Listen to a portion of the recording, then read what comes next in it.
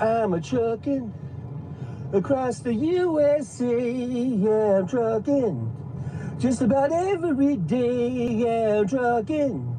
So what you got to say? I'd like to hear it today. Oh yeah, yeah, yeah. I'd like to hear it today. Trucker John OTR. Tuesday, Thursday, live streaming on YouTube, 9 a.m. Pacific time. Won't you join me, please?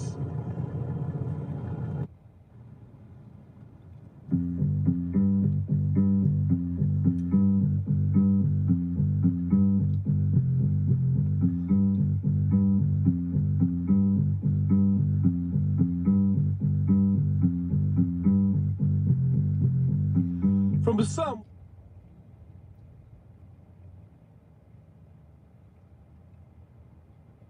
In the United States of America is Trucker John OTR. Who knows where I'll be live streaming from? It could be a rest area. It could be a truck stop. Or maybe even a Walmart parking lot. That's right, every Tuesday and Thursday, 9 a.m. Pacific time. It's the Trucker John OTR live stream. That's right. It's going down. It's going down.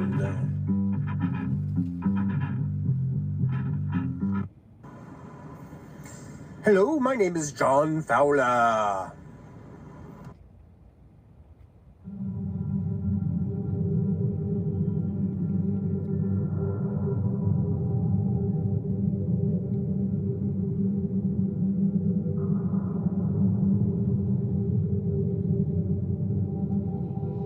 Hello, everybody.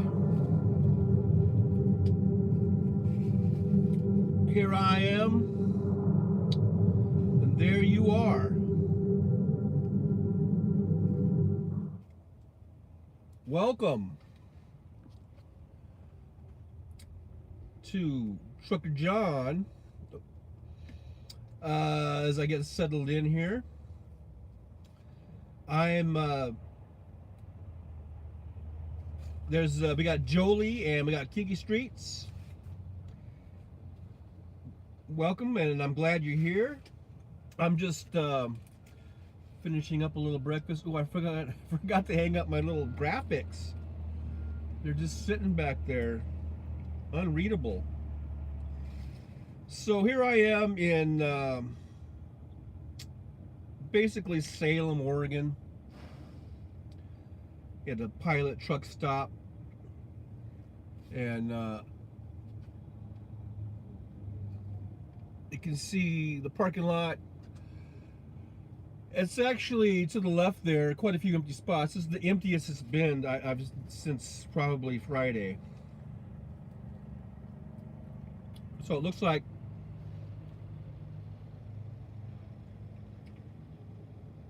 are we still on? Am I still on the air here?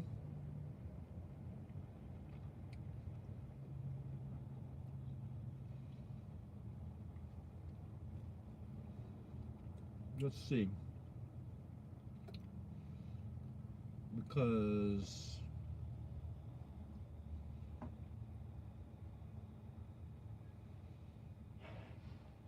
I was just seeing a black screen, but now I see the screen. Okay. So hopefully hopefully I'm still going through loud and clear.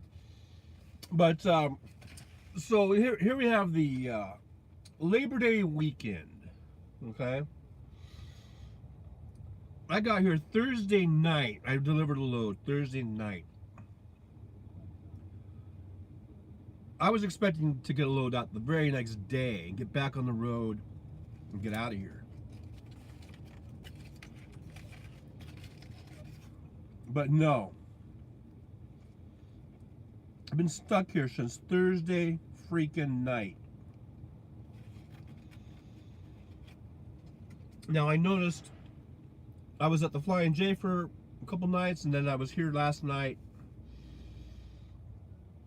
I noticed that the truck stops were just full, like 24/7. Because usually during the day, you know, after people get up, they have breakfast, and then the place starts to kind of empty out a little bit because people don't have, you know, they have loads to go deliver or pick up or whatever. This is the holiday weekend. The truck stops were full all the way through the weekend. So I guess I wasn't the only one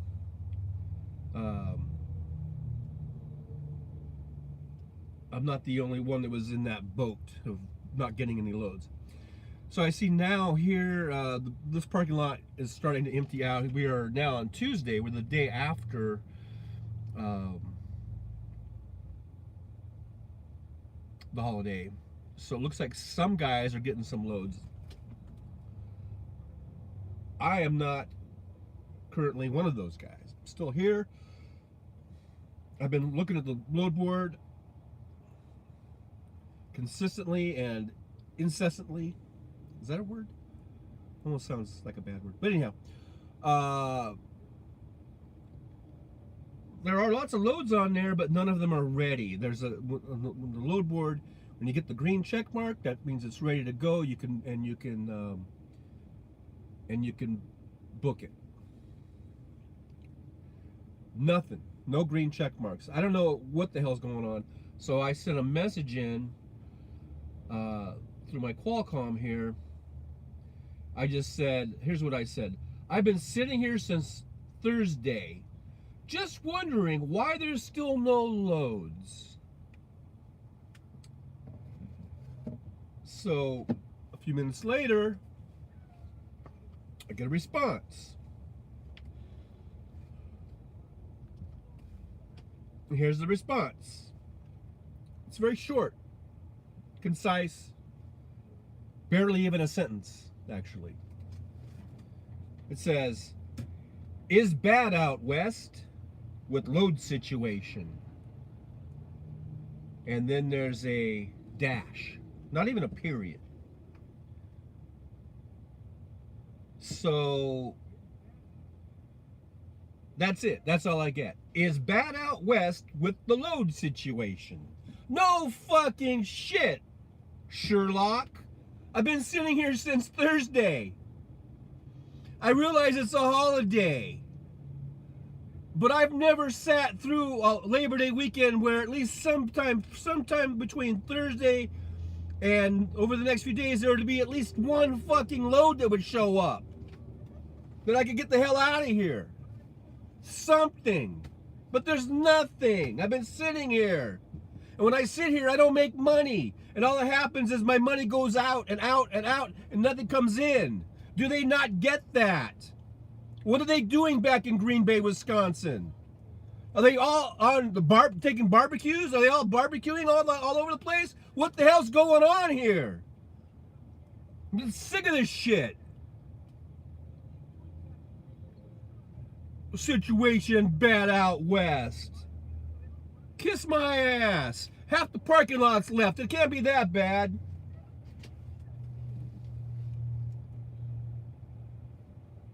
I'm a little upset this morning, as you can tell.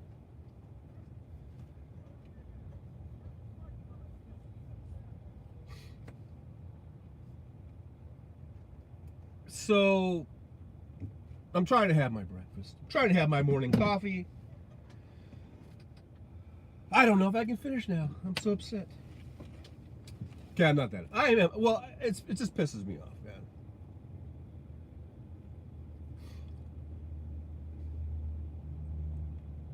Where the hell is a good area then? I don't know. I know they have a thing on the app, and it's supposedly you can check the hot markets. I can't just automatically go to, I don't know, who knows where it's at. I have a feeling the whole goddamn country's bad right now.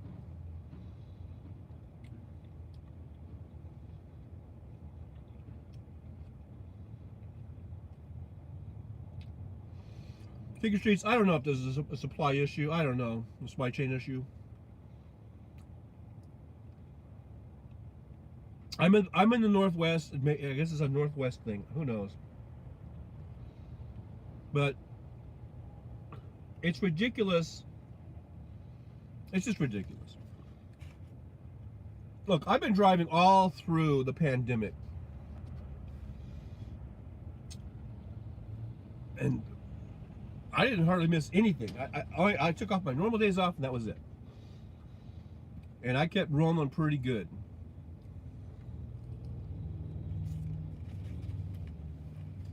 So,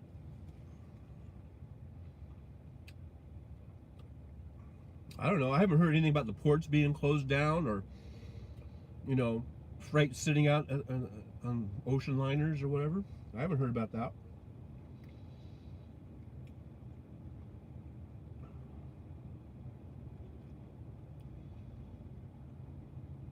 If there's a demand for stuff, then they should be,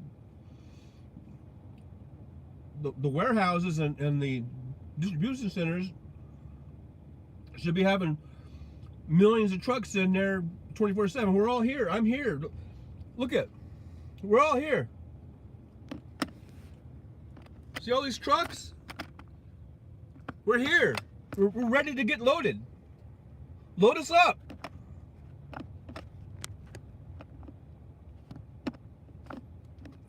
We're ready. We're willing. We're able. Come on, dispatch, get me a load. This is horse shit.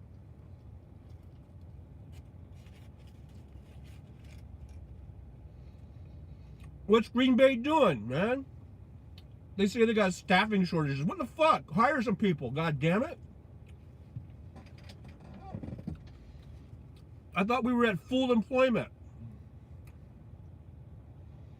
They keep saying we're at full employment. Unemployment's the lowest it's ever been in the history of the fucking world. Everybody's working. Why is fucking Green Bay telling me they got staffing shortages in their office? What the fuck are they doing? They can't all be out of COVID. COVID's over. Everyone's boosted. Everyone's jabbed. That shit's over, man. Don't give me no of your excuses. I don't want to hear your excuses.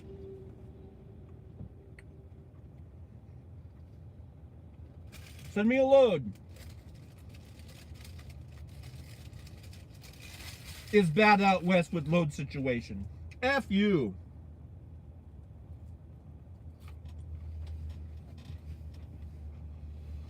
All right. Hence the title of the show today, Labor Day Weekend BS.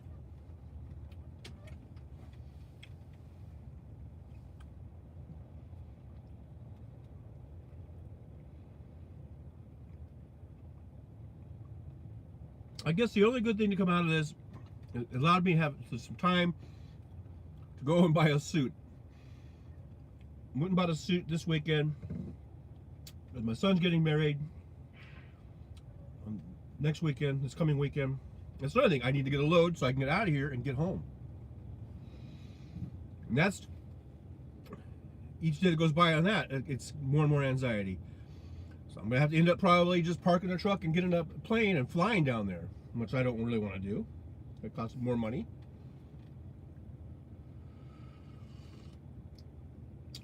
But, so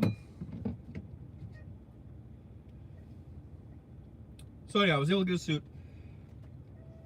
You know, I don't wear suits. I wear t-shirts. I wear shorts, so I had to go get a suit. Plus, you know, I'm in the truck. I'm back in Vegas. All my stuff is in storage. There is an old suit in there, but it probably is a crappy one. So anyhow, I went and got a nice suit. It fits me pretty well. It looks okay. As much as an old fat guy can look in a suit, I guess it'll do. So I was able to get that out of the way. Oh, and that's another thing. My Nexar, that little chime you just heard, that's not a doorbell. It's not like, hello, come on. Oh, my DoorDash is here. No. that's my dash cam. That's another thing. That thing has not been working for like a couple months now. And then every now and then it'll just do a chime, but it's not working. It won't stay on. It goes on and off. I don't know what the hell's wrong with that thing. And that was a really nice dash cam. It takes really nice videos. See, it's like you're talking about me. I don't know what it's doing. I don't know why. It just goes on and off, on and off. I guess I'm just cursed with the technology.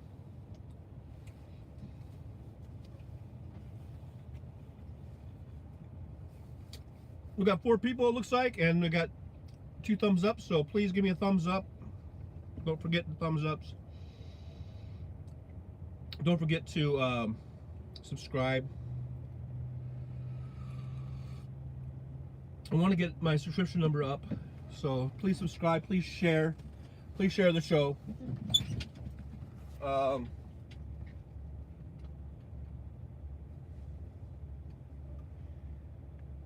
I'm kind of I got this thing plugged in, and now I'm kind of like gonna trip. I'm gonna trip over my trip wires. I'm gonna trip over your wire. I gotta put my graphics. You know, I put a lot of time and effort into my graphics. So I don't want them to go to waste. I don't know if you can see that, but here's my suit. It's up here in the garment bag.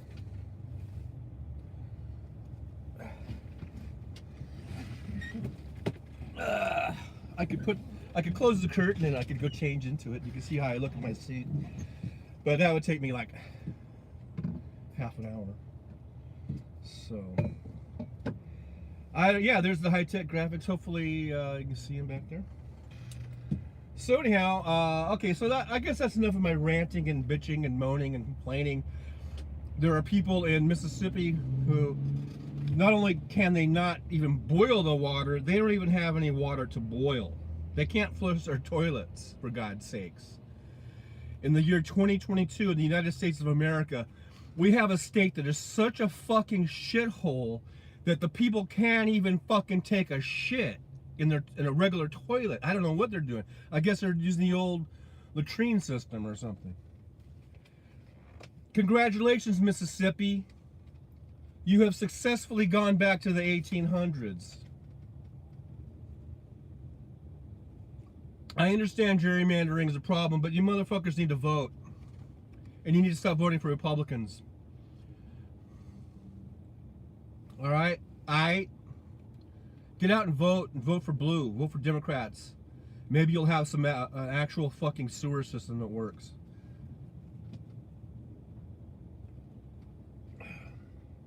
It's almost to the point where I can't feel sorry for people anymore. You don't vote, or you vote for the fucking Republicans, that's what you get, man. And I know I said gerrymandering and all that bullshit. Overwhelm the fucking gerrymandering. Don't give up. Just keep voting. And tell all your friends to vote, and bring all your friends to the polls and vote. Vote for Democrats. And maybe you'll actually be able to fucking take a shit and flush your toilet. Maybe you'll actually have some water that will come out of your taps, and that you won't have to boil. Maybe you could actually take a shower and not worry about water getting in your mouth and making you sick. Jesus Christ, Mississippi, what the fuck? And then you're either not gonna vote or you're gonna vote for Republicans. What the fuck, people? Come on, Jesus H. Christ.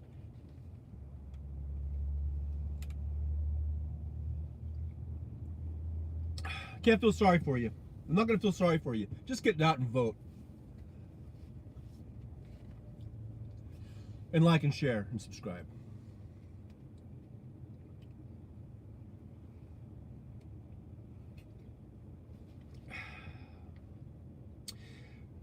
So Julie's in the chat.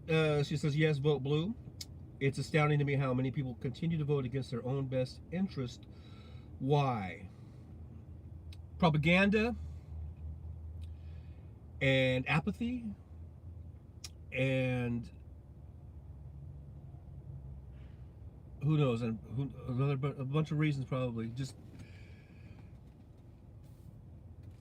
people just think it doesn't matter to vote, that it won't help because they don't see any results, maybe, or any positive results. That's not how I look at it. I see that voting as a just regular everyday citizen, civilian person, voting is my most important tool that I have, and it is very powerful, and I don't want to lose that, and I use it every election.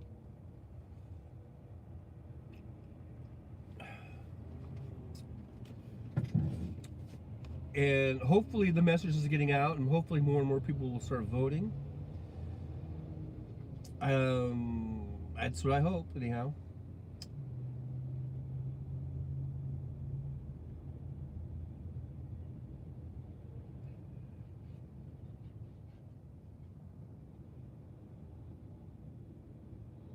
Got the election coming up in November. In Rovember. Come on, ladies, you got to save us. Come out and vote. I know you're pissed off. I hope you're pissed off at the right people.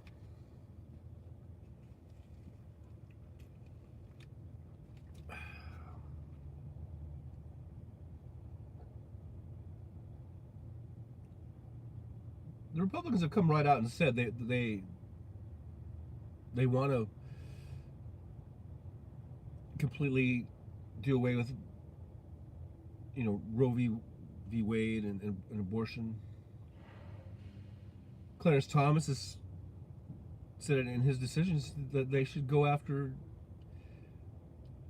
interracial marriages and same-sex marriages and on and on and on. They want to just keep stripping away rights that have been so hard fought to get.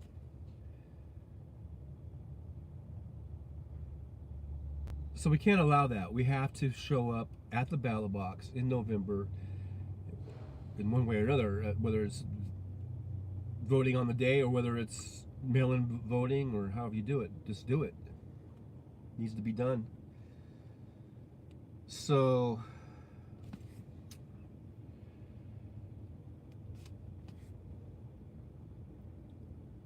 we're less than 2 months away, right? So we need to do that. Oh man, I just feel kind of wore out about just thinking about that stuff,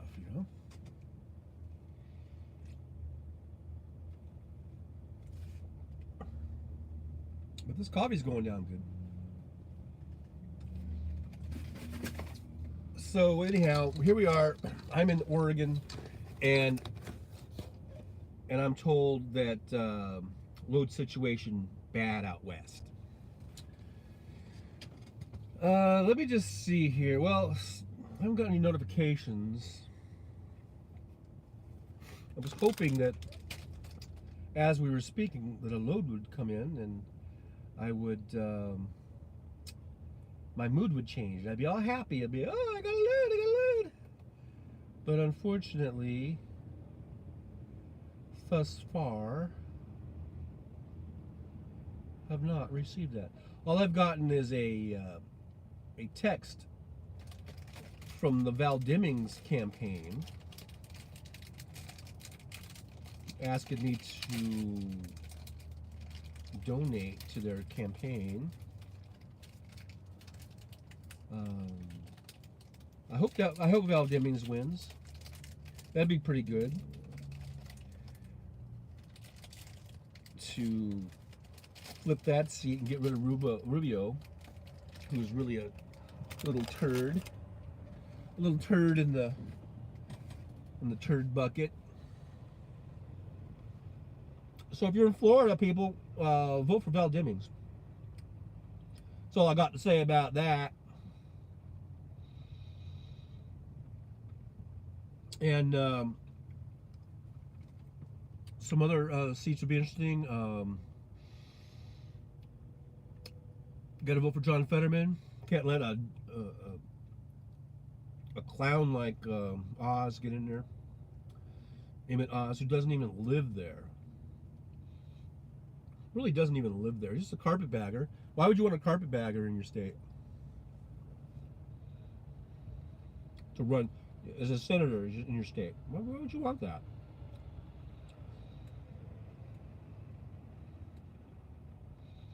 I'm just going to check the load board real quick here.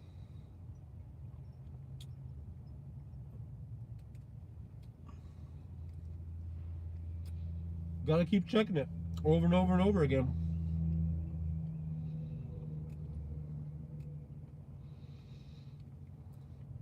Because it's bad out west.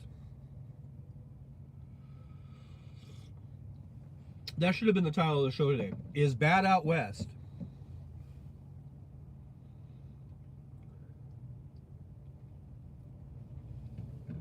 Looks like still no green check marks. Not a one. Oh shoot. Oh, what the hell happened? Something happened. Oh wow. I had 8 that were saved, my saved. And now there's down to 7. Something popped up and somebody grabbed it. That's the way it's going to be too, because everyone's looking for a load. And if you're not on it, it's going to get taken like that.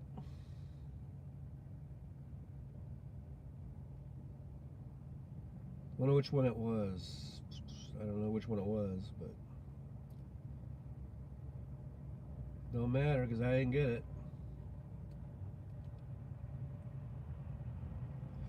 But see, it's supposed to come up on the, unless they just pulled it. They might have just pulled it because when a load becomes available, they're supposed to send a notification also on this Qualcomm right here. It's supposed to, you know, beep, and it sends me a message that says that load is ready or available, you know. Sometimes loads get pulled by the shipper because they can't go through with it for whatever reason. So anyhow,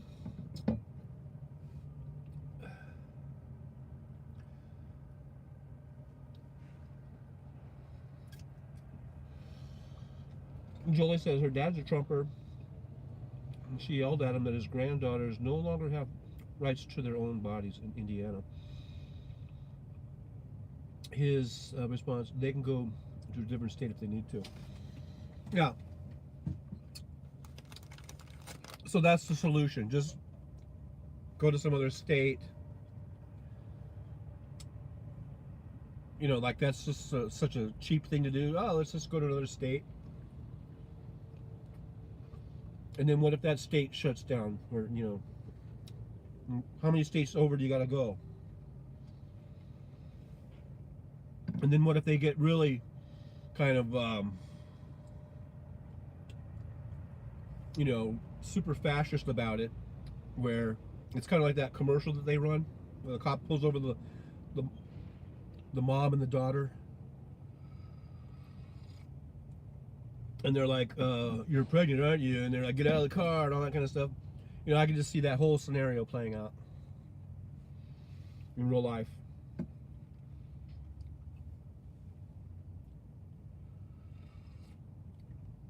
And why should we have certain, one state has, you know, civil rights and women's rights and things, but then it's supposed to still be the United States of America. You go one state over and that state doesn't have the rights. Why? It's like saying, well, one state has slavery but the next state over doesn't have slavery. That's why we had a civil war. Say no, there's not going to be any slavery anywhere in the United States. You know, you can't have slavery here and not slavery here. It's going to be everywhere where there's no slavery. It's just like here, women are going to have their rights, and they're going to have it in all 50 states. Everyone's going to have their equal rights, their civil rights in all 50 states. We don't you know, sort of pick and choose which states they're going to have rights and not. Right? When you have federal constitutional rights, that goes across all 50 states. It's not hopscotch. Okay? We're not playing hopscotch here. When it comes to constitutional rights and civil rights. It needs to be across the board. I shouldn't have to, as a truck driver, I'm going across state lines all the time. I shouldn't have to worry about, oh, what state am I in? What rights do I have in this state? You know, what can I do here?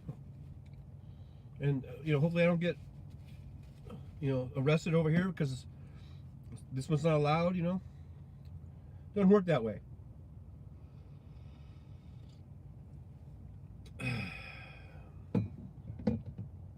Kiki Street says, I and many I know are the most depressed we have ever been in our lives. Yeah, I think I'm past depression. Maybe I'm just angry. I don't know. I was depressed in 2016 when Trump won. That was very depressing, to the point of almost giving up for a little while, of wanting to give up for a few weeks, I think. And then I kind of snapped out of it. And then I was like, okay, we got to get back on the horse, and we got to fucking, you know, beat this asshole. And of course, since 2016, that's 6 years now. There's been a lot of ups and downs, back and forth, you know, between depression and anger and hope. You know, with some little wins and victories here and there, just enough to keep you going, you know. But yeah, it's kind of could be really depressing when you see these MAGA idiots. Just, but they're shrinking. Their numbers are shrinking, I believe. Jolie says, until I found Hal, I've definitely embraced his optimism and hope, and that is true. Hal Sparks will lift you up because he always seems to find, you know, the silver lining. He finds the optimism, and it's not just bullshit. He's not just fucking blowing smoke up your ass. I mean, he backs it up with facts and with sound logic. And I know I've made a few videos where I kind of poke fun, or I'm sort of like, where I say I hate Hal Sparks or whatever, but I'm just joking, for anybody who doesn't know that. It's very tongue-in-cheek. I like Hal a lot, and I listen to him every day. For like the last 2 years, I've been listening to his show. I think for at least a year and a half or 2 years. So. And we need more, I guess, of that. Talk this off the ledge type of thing, you know.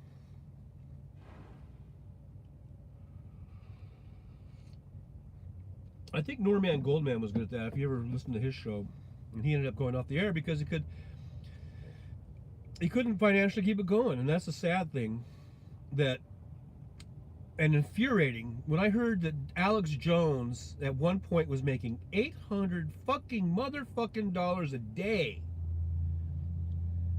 selling his dick pills and whatever he sells. Maybe Hal should start selling dick pills. I don't know. Maybe I should start selling dick pills for $800 a day. But fucking hey, man, when an asshole like Alex Jones is making $800 a day. And then you have people like Norman Goldman who can't keep a show going and who had one of the best shows there were. Or you have even the established ones that have been around like Randy Rhoads and Stephanie Miller. They're always it's always a struggle to keep their shows going. But then you have assholes like Tucker Carlson who gets paid I don't know, it's multi-million dollars per year, and Sean Hannity $8-9 million a year or more maybe, I don't know. And then you had Rush Limbaugh, may he burn in hell forever, who made, you know, who knows, hundreds of millions of dollars over his career, maybe billion, I don't know. Just because they have the backing of these right-wing oligarchs, you know, who want to prop up their fucking bullshit and get it out onto thousands of stations and multiple stations in the same market. They flood the market with that bull crap, and they pay them so handsomely that, you know, I mean, it's disgusting. And the people who have actually something really good to say, who promote the truth and who are honest, are scraping and scratching and clawing their way just to get a few people to listen to them. No backing whatsoever. They talk about George Soros. If George Soros, if this myth and legend of George Soros about backing everything was true, then you would see Randy Rhodes and Stephanie Miller and Tom Hartman and Hal Sparks and all these people. You'd see them on 1,500 radio stations across the country. You'd see them in prime time on the cable networks. You'd see them everywhere, just as much as you see Tucker Carlson and Sean Hannity and those assholes. But you don't see them to that extent.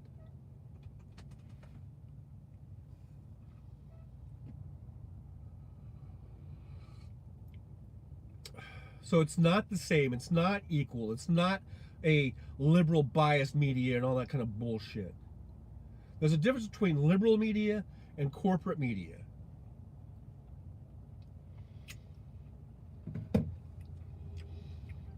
And the right wingers want to say that ABC and NBC and CBS, whatever, is liberal media. No, it's corporate media, and who knows? Well, I do know to some extent it is about getting ratings. It's like these shows aren't just news anymore, they're entertainment. And that's the mistake. It needs to just go back to being just news.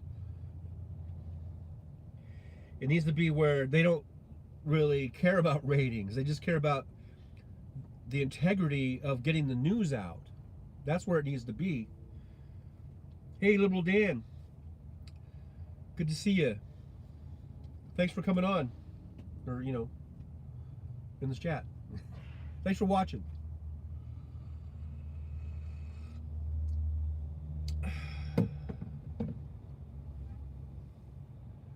So, like I said,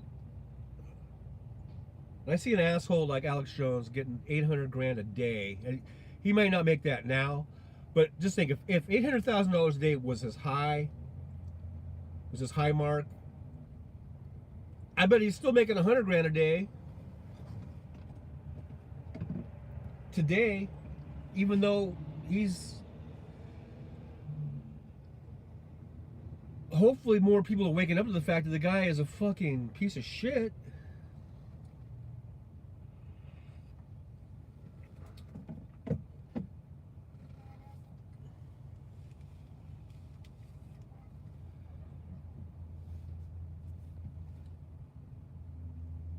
Jolie says, yes, Liberal Dan, grow left, support for smaller liberal media channels. Yep. We need to grow left. We need to vote blue no matter who. I know a lot of people confuse that little ditty of vote blue no matter who as being like you're just some mindless, you know,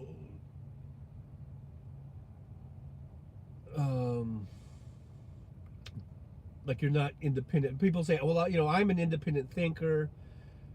Okay, that's not what that means. It has nothing to do with that. What that means is that you can't let you know, you have to understand how the math works, okay? Basically, is what I'm trying to say. In Congress, everything is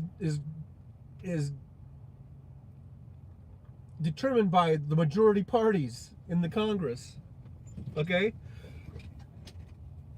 So when you have if you have a Democratic president, and you like that president, and you voted for that president, and you like his ideologies and his policies, and you want him to get those through, and then you turn around and you vote for the opposite party in the Congress, then I gotta think you're kind of a moron. How the hell do you expect the president that you voted for and are supporting to get anything done if he doesn't have the Congress behind him that can pass those policies into law? That has been a lifelong perplexing question, confusing thing to me my whole life. It seems like it's been that way, where people say they split the ticket, and meaning that they don't want somehow some people take that to mean they don't want all the power to go to one party. People got to understand, especially since the Mitch McConnell era, especially since W, okay, there is no, like, there is no really, bipartisanship. It's all cutthroat, especially with the Republicans they will walk in lockstep with each other, and they will block everything that the Democrats try to do. And when we don't have the numbers, it's just an exercise in futility. That's why I say vote blue no matter who. Because we need to get the majorities, and we need to have majorities big enough, especially in the Senate, because there is no filibuster in the House, of course, but we need big enough numbers there to override filibusters. We need majorities, in the House, so that we have the Speaker of the House. The Speaker of the House is one that controls, what bills are going to go up to be voted on, and when things get thrown out or whatever, it gets shit canned. And I'm not going to profess that I'm some expert in government and in the Congress, because I'm not. I know there seems like there's a lot of stuff that as far as parliamentary procedures and there's just a lot of things there you can get kind of bogged down, and you can get kind of confused about. But I do know the basics of it, and that is that the majority will rule. The majority sets the tone. The majority will put together all of their committees and puts people on committees, and it's so important. And you can just see the difference when you've got Democrats that are running the Senate and the House. You can just see the difference of good, meaningful legislation being proposed. It might not get passed because some asshole will block it, but you can see the difference between that and when the Republicans are controlling, and they want to just do horseshit things like, let's just knock the tax rate for rich people down, to 0% or whatever. That's all they're about. Let's go ahead and strike down some of these, EPA regulations. Let's go ahead and dump all this potash into this aquifer. That's kind of type of shit that the Republicans will do. But whereas the Democrats, they're trying to get a $15 minimum wage. They'll try to get if not health care for all, at least get, like we have with the ACA, a good first step to getting to healthcare for all. You know, I mean, the difference is night and day.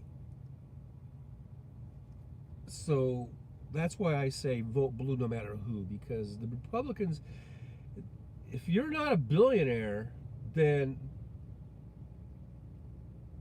or a multi-millionaire at the most, I mean, then they're not doing anything for you. All they'll do is say a bunch of shit they think that you want to hear, so they can pander to get your vote.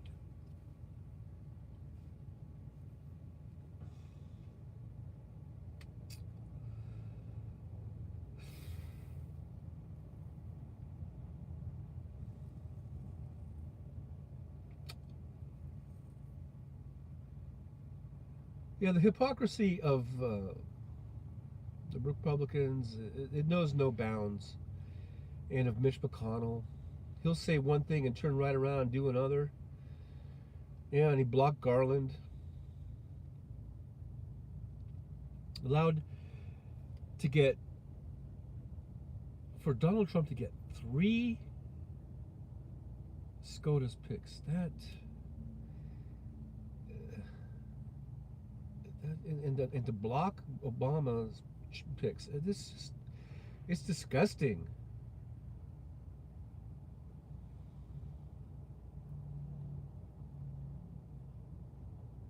Yeah, Jolie, the Republican policies, all their policies are is lower taxes on the rich and strip away as many regulations as they can so that nothing will stop their businesses from making money, no matter what type of environmental harm they will do.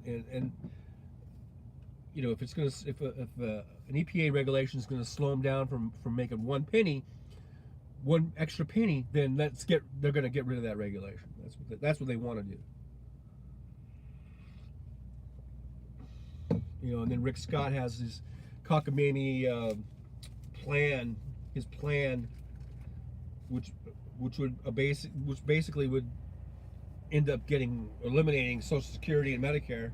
That's their policy. It's just to get rid of things that are so beneficial to so many people.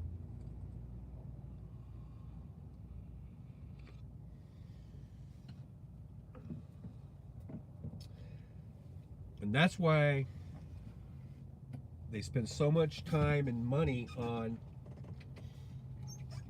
owning the media as much as they can.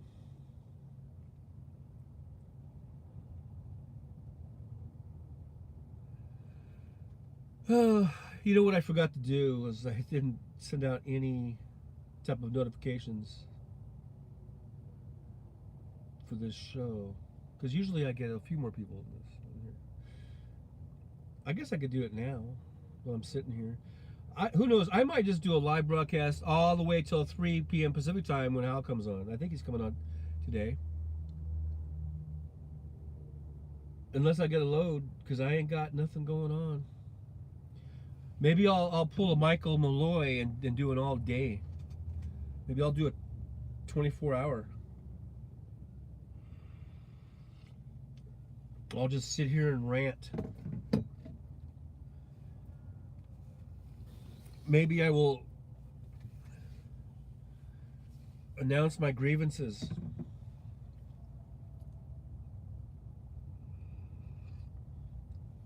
I don't know.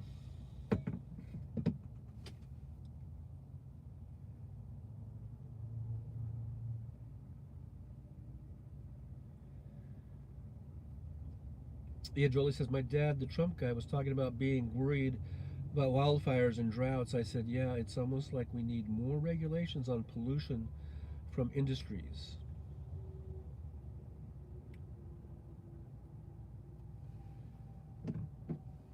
Yeah.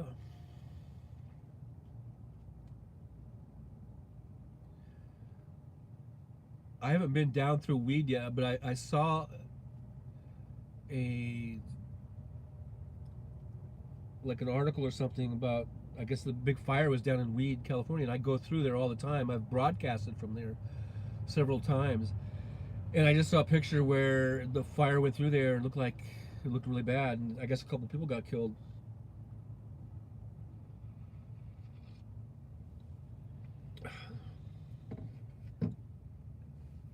So I'm just wondering next time I go through weed, what's going to be left down there.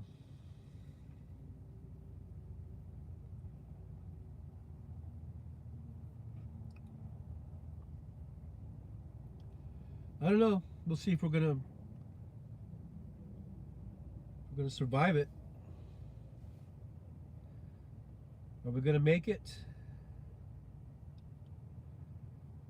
Are we going to make it?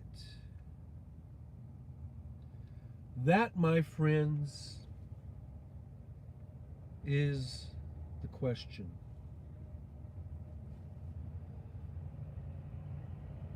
Will we survive?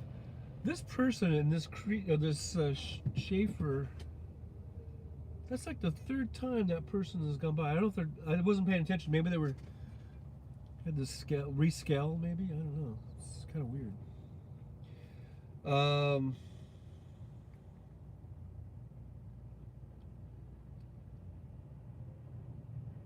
Will we make it?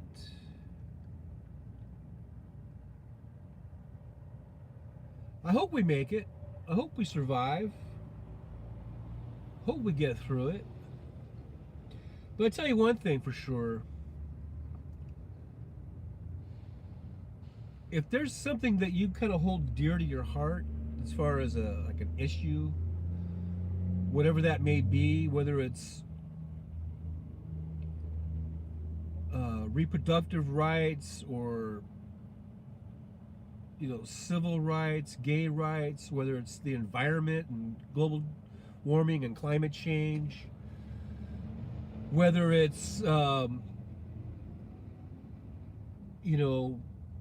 to get to like a Medicare for all type of situation where it's healthcare is a right, whether it's these things, the environmental issues, that all these things. Just pick one. If those are things that are near and dear to you,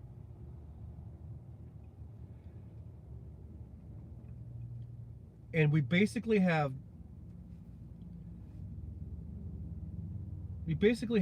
two choices when we vote. I mean, I know sometimes that there might be an independent or a third party in certain situations, but by and large, for the most part, you got two choices, okay? And that's basically Republican or Democrat. And if any of those things I just mentioned, if those are near and dear to your heart, if those are important to you, those are things that you want to get passed into legislation, you want those things to be implemented and to be put into all of our lives to help us to have a better way of life, then you got to ask yourself, which of those two parties is going to get me there? Which will have the better chance of getting me to that thing that I like? That is really a near and dear thing, something that's really, really important to me. Like I said, healthcare, the environment, gay rights, civil rights, reproductive rights, all those kind of things. Which party is most likely the best path to attaining that? And I gotta say that it ain't the Republican Party. It ain't the Republican Party. No way, no how. And that's why I say, that's why I just say vote blue no matter who. And I know it sounds like to some people that is giving up their independence or something, or it's like a zombie way of acting. You're not, it's like an unthinking thing, or it's tribalism, or it's team blue and team this. That's not what is about. That's not what that means. It means the stuff that I just said earlier.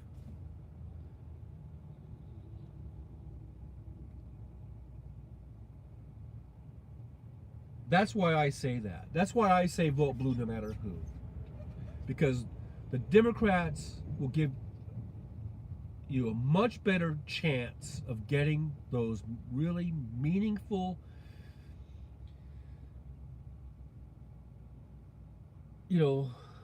issues implemented.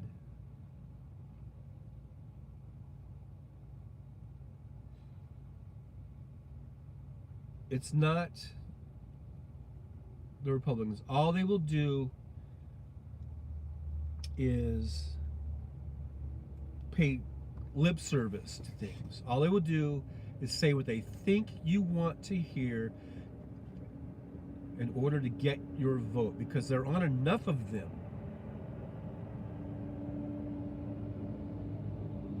There's only so many of them. So, in order to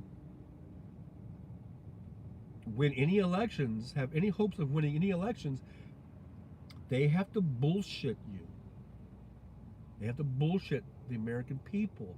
They have to hit these sort of hot button issues where they talk about, and that's where the thing, the God, gays, and guns talks. So they bring religious. They've got the religious right, the evangelicals, in their pockets, and they use, and then out of religion comes this sort of hatred for gay people, and comes this misrepresentation of abortion. And when they start talking about it being murder, then it's kind of like all bets are off at that point. What are you going to do? Once they've gotten to that point where they're just going to say, well, abortion is murder, how do you argue against that?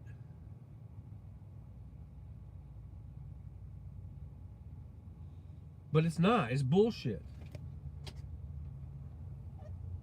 I mean, when they try to keep moving the goal line back and back and back, where life begins at conception, and then they're even trying to make it where life begins at when you're just thinking about having sex.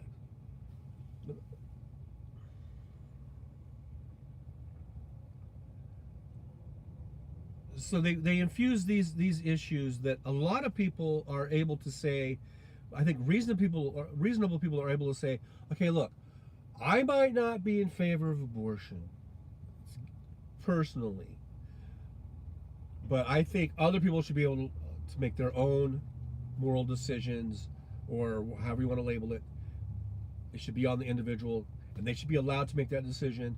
And that if they do decide, if a woman does decide to terminate a pregnancy, she should be able to do that safely and legally. And even though I might not agree with it personally for myself, there are lots of people like that. But the Republican Party will do everything that they can to get this other group of people who will just say, no, that's a human being, that's murder, and then end of story, end of conversation. I'm voting for Republicans. So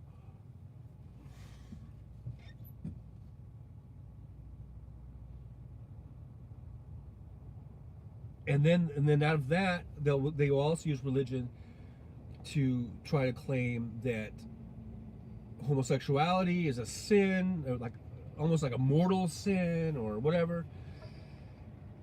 And so I'm not going to say fine, whatever, but okay, look, if you are personally against homosexuality, and even if you are personally against same-sex marriage, again, it's like, okay, fine, but that doesn't mean that your beliefs should be imposed on other people's beliefs.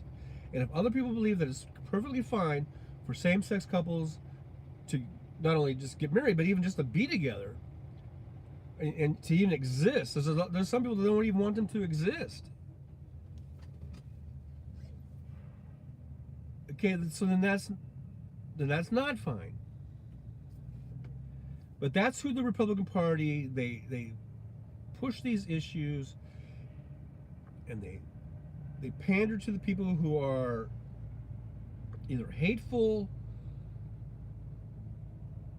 or have been, taught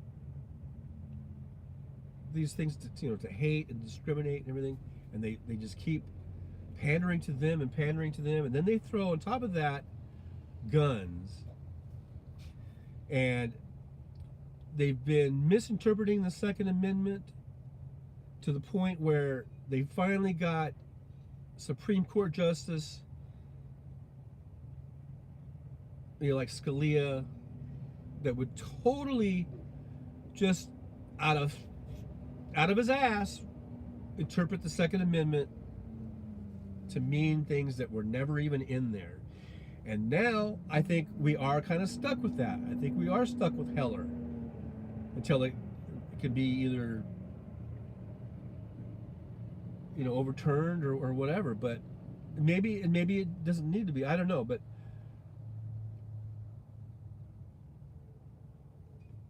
they will use that, and then they will say that the Democrats just want to take all your guns, and they make that a big, huge issue. And when there are lots of people who, overwhelming majority of people who say, okay, yeah, look, I think we should have guns. People should be able to have guns, but they should also be, subject to a universal background check. Or I think there should be some guns like, I don't know, maybe military weapons that should be restricted from civilian usage. A lot of people agree with that, but to hear that from Republicans or even the right-wing media, you would never know that.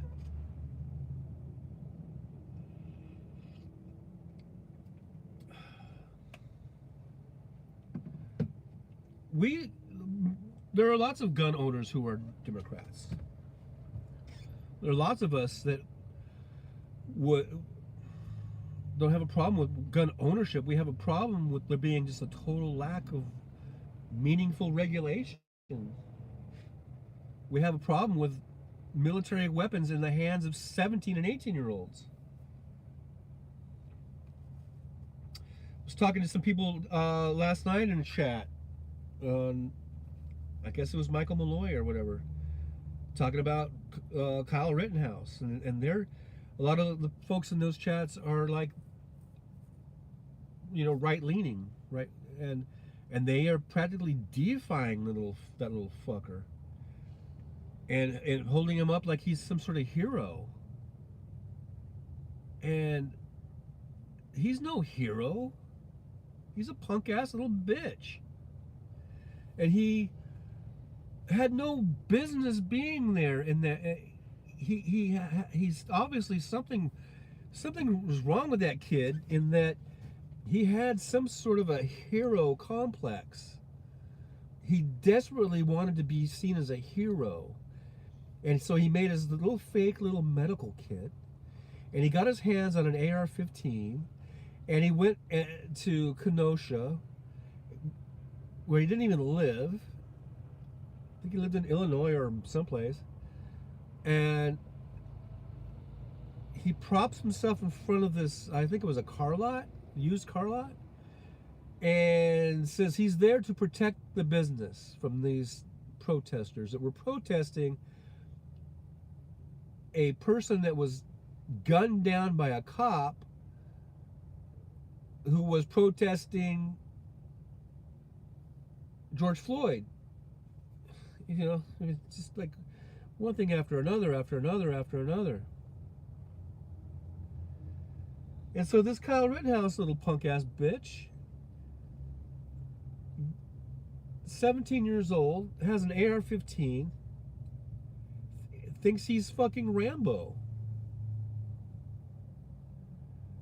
the person who owned that car lot, I think, was asked in court or somewhere if he had ever asked Kyle Rittenhouse to be there, and he said no. He didn't ask him to be there.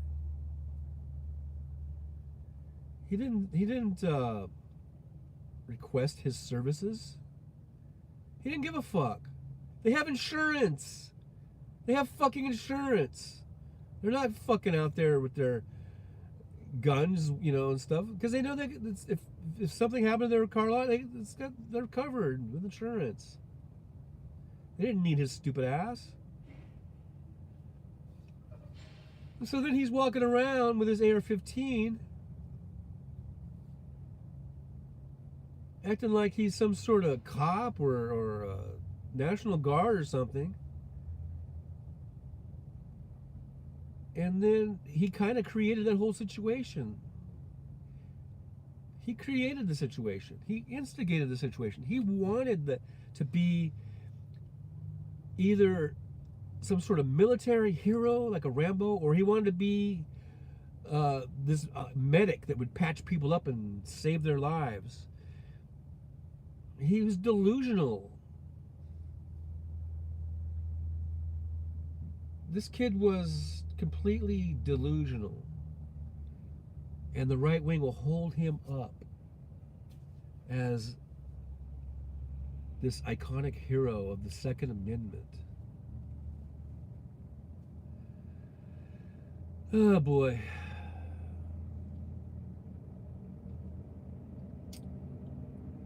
He's no hero, that's for sure.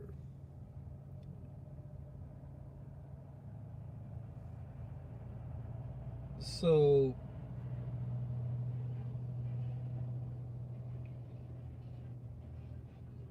that's why I say vote blue no matter who. Hal Sparks likes to say, if you perceive two things being evil, then choose the lesser of two evils. And I know he's trying to word it so that doesn't mean that he thinks like the Democratic Party is evil, because I don't, and he doesn't. I know he doesn't. But that's just a common expression. Choose the lesser of two evils, and it is an expression. It's not really meant to be completely literal. Like, it doesn't mean that, because then people will say, "Oh, so you're saying the Democratic Party is evil?" And so, yeah. So the point I'm trying to make, you got two parties, and they're not the same. I know a lot of people try to play this both sides do it bullshit, but they don't. And here's the parking lot. Oh, the truck's still sitting there. But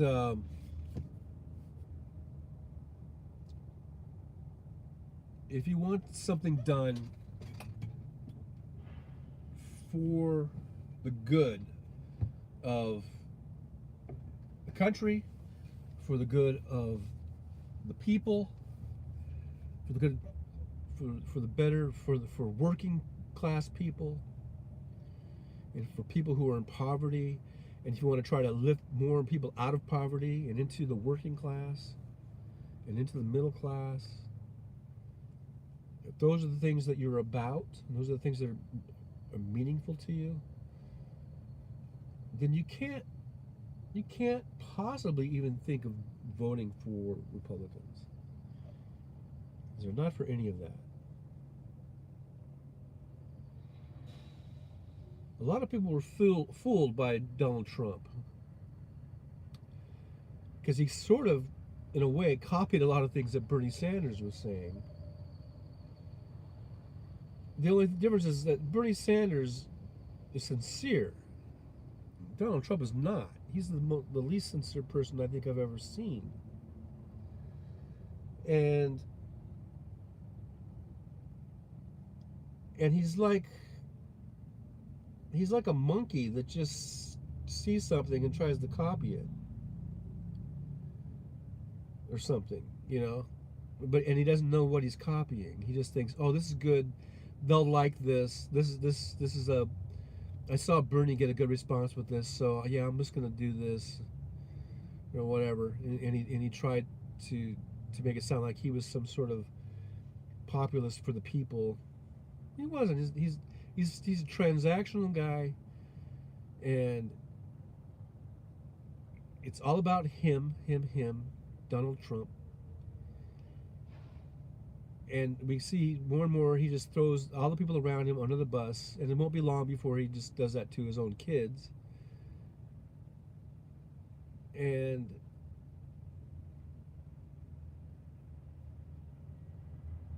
now he's basically committed, I think, an act of treason. And I really hope that the guy dies in prison. He may not, even if he gets convicted.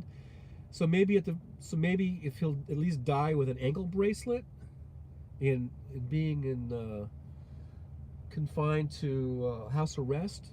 You know, maybe we'll have to settle for that. But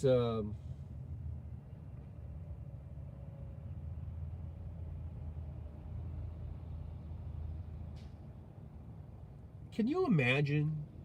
I mean, we saw what they did when Hillary Clinton had 30,000 emails on her server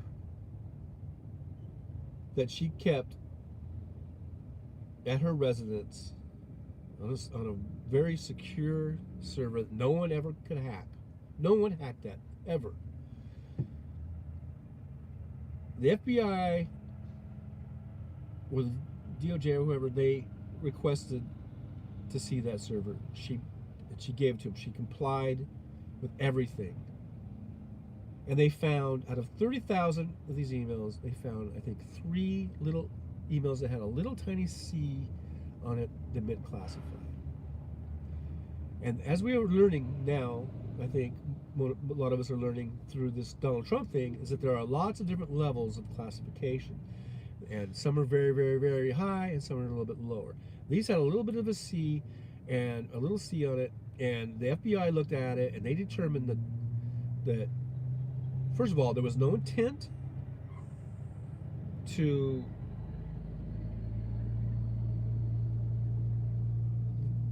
do anything with that classified information. You know, there was no intent to like give it away to someone or sell it or use it in some way. It was just kind of inadvertent, and they said it was kind of sloppy. And they said it was not enough to do, you know, press any charges or to arrest her or whatever. It was kind of a really low-level thing, and that she should be more careful next time. And then you compare that to Trump, who took out, I don't know the number, it keeps changing, but whatever it was 15 boxes? Was it 27 boxes? Was it 37 boxes? However many fucking boxes. And inside those boxes, then it was all mixed up. So he was trying to hide classified material, and much of it that was top secret stuff. And he had it kind of sandwiched in with other papers, and obviously in a way of trying to hide it. And he smuggled this shit out. So there's like thousands of pages. I'm not saying thousands of documents, because I guess a document can be multiple pages. But this isn't just 3 little things that had a little tiny C in the corner, and it was just about something inconsequential, about something that already had happened, maybe about, you know, some event that was going to happen, and whatever. This is stuff, top secret stuff, that no one should see except in a skiff, in a secured room, and where it never leaves. The person never leaves with it. They look at it, and then they leave, and then they don't talk about it with anybody. It's top secret, top, the toppest of the top secret.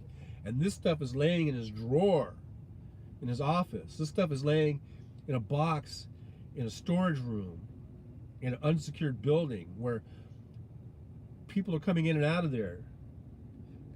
I mean, can you see the differences? Can you? I mean, this isn't both sides do it. And yet, of course, the right wing want to say this is equal. What Hillary did is the same as what Donald did, and so Hillary was basically just given a slap on the wrist and a stern talking to. So why is Trump getting all this other shit? Why is he facing all this other shit? Because it's not equal. What Hillary did was down here. What Trump did is off the screen. It's not the same. What Trump has done, I think, is the biggest security breach and the biggest act of treason I think we've ever seen in this country. Ever.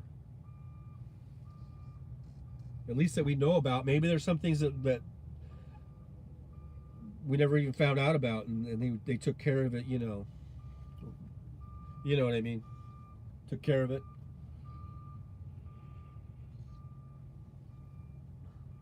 But if this was, instead of Trump, if this was Obama or if this was Biden or any Democrat accused of the same things and did the same things that Trump did, not only would Fox be acting like, I mean, it would be a 24/7 barrage of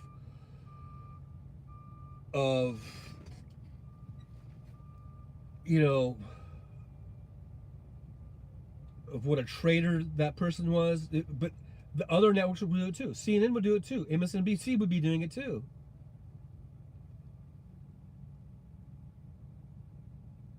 In a way, maybe not to the extent, but then you have all these right-wing, whether it's on the radio, whether it's on the internet, wherever, it would be as though, it would be in the contrast of the way they're treating Trump. It's almost like a lot of people don't even know about it, I don't think. You could talk to people, and they might not even have heard this story. But if it was a Democrat, I guarantee you, it'd be on every newspaper. If there's like a bin of newspapers, every headline, every day would be, you know, Democrat, whatever, fill in the blank, Obama or Biden, whatever, you know, steals top secret documents. It would be a nonstop media blitz, like the likes of which have never been seen before. It would be nonstop. It would be, I can't even articulate what it would be like. It would be a blitzkrieg of Democrat stole top secret classified information. I just got a beep on my Qualcomm. I thought it was going to tell me that a load was ready, but it's not. It's just about fuel discounts. So that we get 50-cent fuel discount. Oh, and 60-cent at Pilot Energy. That's nice. That's great, but I need a load, dude. But load bad situation out west. Yeah. So we're back to that again. Is bad out west with load situation. No shit. So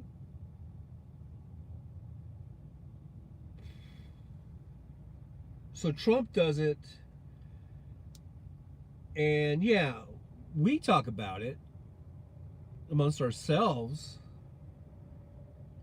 and yeah, it's in the news, of course, but it isn't this sort of earth-shattering, almost existential kind of thing, or at least to the Republic, as it would be if it was a Democrat. If it was a Democrat who had carted out 27 boxes full of top secret, confidential documents, and was looking at these being felony crimes, I mean, it would be as though the world was ending. That's what it would be like as far as the the output of the news, and it would be a 24/7 nonstop barrage, and everyone would know about it.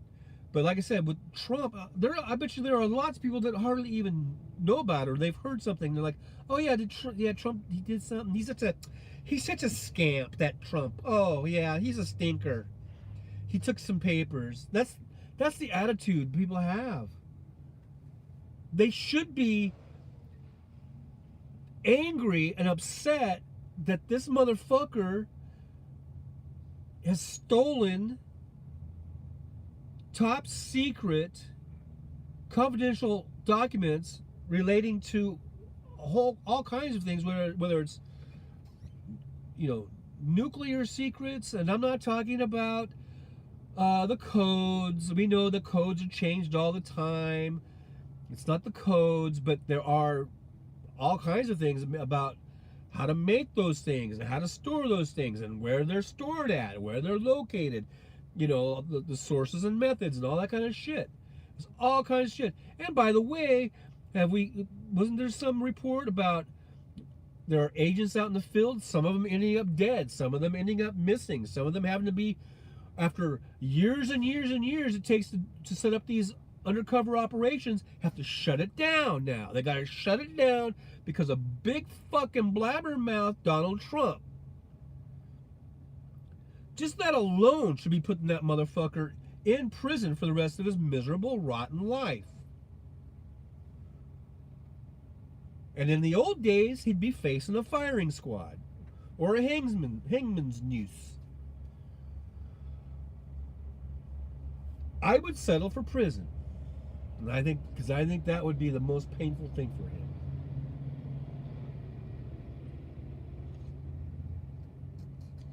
So, if a Democrat did it, it's the end of the world, and it's the worst crime ever committed. If a Republican does it, it's just like, oh, well, he didn't mean to, or it's not that big of a deal. Blah, blah, blah. Fuck you. Fuck you, Republicans. Fuck you, right-wing media. It is a big deal. It's a big fucking deal. Or deal. I said deal. That sounded like a pickle or something. It's a deal. Big fucking deal. Yeah, King of Streets, you know what? Rupert Murdoch, you can go to hell. Go to hell, Rupert Murdoch. You're a piece of shit. Fuck Rupert Murdoch.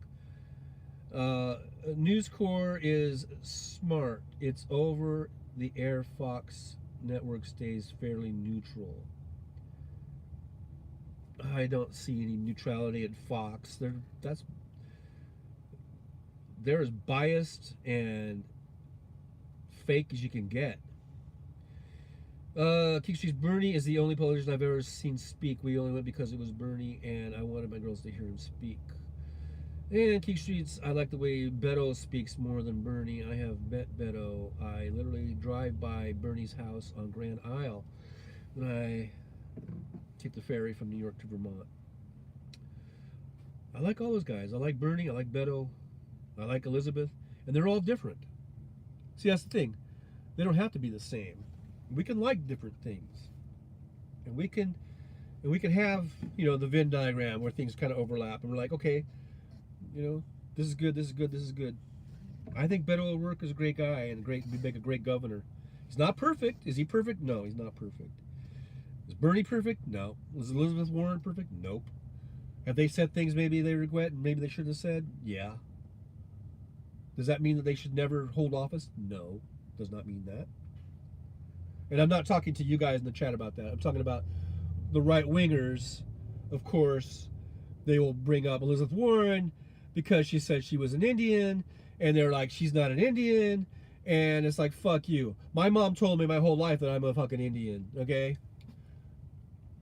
I've never done my genealogy and all that shit, but I bet you if I did that, me and 23 or whatever, there's probably, almost like everybody has some kind of Indian blood in them. Some tiny little thing. But Elizabeth Warren, she grew up in Oklahoma. There's a lot of Native Americans there. My family, on my mom's side of the family, they come from Oklahoma and they come from Texas, the Panhandle. There's a lot of that, a lot of people up there that have Native American blood in them. My mom always told me that I have, I don't know, I think she said quarter Indian, and on my dad's side she said, and your dad has Indian too. So and there's like an eighth Indian on him, whatever. So I could see how you could grow up saying, yeah, I got Indian blood in me. And then you take your DNA test, and you're like 1 and 100 and 376th of it. Okay, so what? Big deal. You grew up just going by what your mom told you. You know.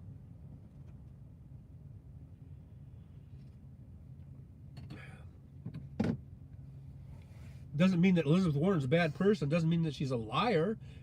She's going by what the family history was that was being told to her by her parents, and that's the same thing that happened to me.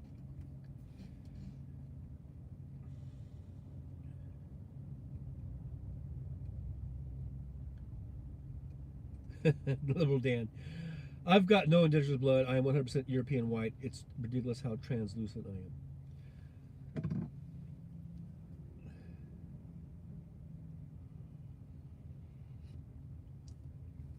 Anyhow, I guess the point I was trying to make is, yeah, okay, maybe Elizabeth Warren misspoke. Maybe she shouldn't have. Maybe she shouldn't say that. But like she said, I can understand the family dynamic. The family, when your mom tells you, hey, you got Indian blood in you, and you're part Indian, and you live in an area where there's a lot of, and I say Indians. I know that's probably not politically correct thing to say, but growing up as a kid, that's what we said. We said Indians. We didn't say too much. About, other words, other terminology. And they even had the American Indian movement back then when I was a kid. So anyhow, I know things change. It's just like terminologies change. But anyhow, the point is, you grow up, your mom and your dad tell you this is your family history, and you've got this and this and this, and so and that means something to you. I remember it was basically Irish and Norwegian were my two main blocks of, I guess, of the heritage. And then we had supposedly this Native American thing, and then they would always throw in, there's a little French, there's a little German, and then it got to the point where I was like, okay, I guess we would just say we're basically a mutt. We're basically Heinz 57 because we had so much, all these things they kept throwing. It was like Irish, Norwegian, German, French, Native American. I'm like, okay, Heinz 57, right? I guess I'm a Heinz 57.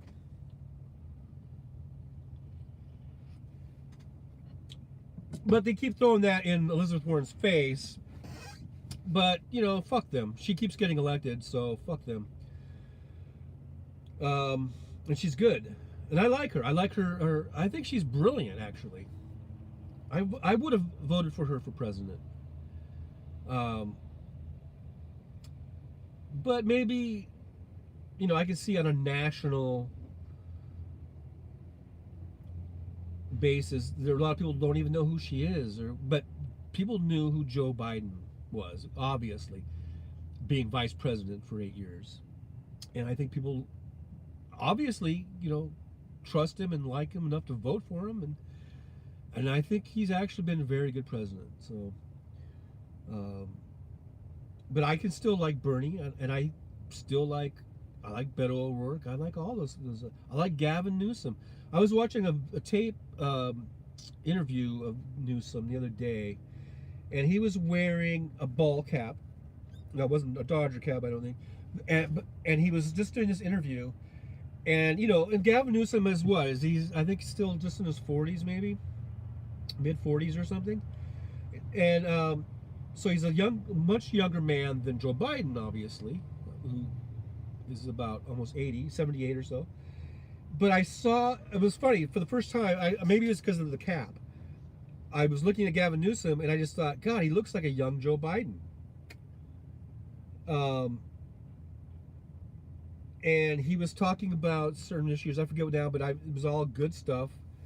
And I was just thinking, God, he's a young Joe Biden, and if he runs for president, I could totally see him becoming president. I would totally vote for him. Well, of course, I vote blue no matter who. I mean, it would take a pretty significant event or something for me to not vote for a Democrat. But anyhow, I could just totally see Gavin Newsom, and I'm not saying in 2024. I'm saying maybe 2028, maybe 2020, whatever. Probably 2028, but I'm not saying Biden shouldn't run in 2024. I'm saying that I could see myself voting for a Gavin Newsom, and I think he seems to have the sensibility and I think policy positions that are very similar to Biden's, and I could see him kind of taking the baton, picking up the mantle, or whatever that expression is, and going and right on with the Biden policies, and then of course they would become Newsom policies. He would bring his own thing to it.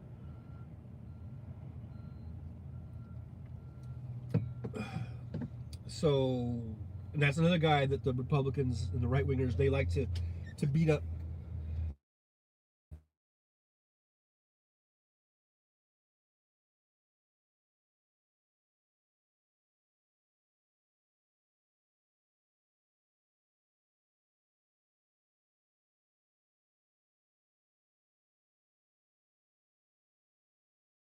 Anywho, so here I am at the Pilot parking lot, Pilot truck stop in, according to the receipts, this is like Brooks, Oregon, but we're just kind of north of Salem, Oregon. I'm just right off the I-5. Interstate 5 is right behind my, the rear bumper of my trailer, about 20 feet probably.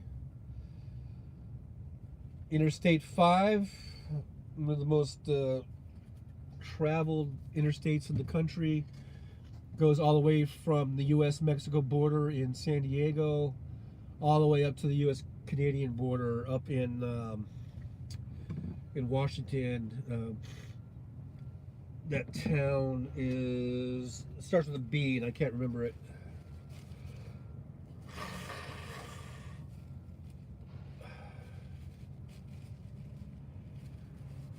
And I'm in Oregon,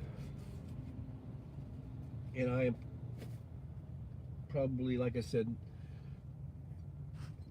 maybe 40 feet off of the Interstate 5.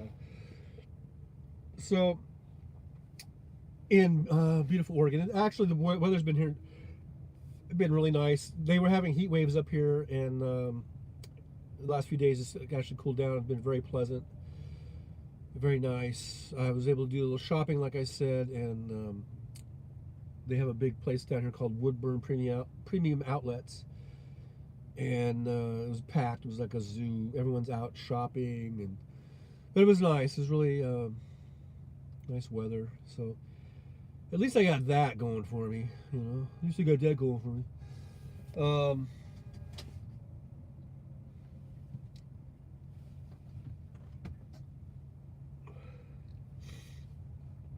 Kiki Street says never liked Chris Matthews. Okay. Yeah, well, he's a news guy and a talk show host, and he says some weird ass shit sometimes. They all do. They all say weird shit. Even Bill Clinton, Rhodes Scholar, very bright, I guess, very smart guy, and aside from the fact where he let his little head do the thinking over his big head, also he would say shit that was kind of stupid.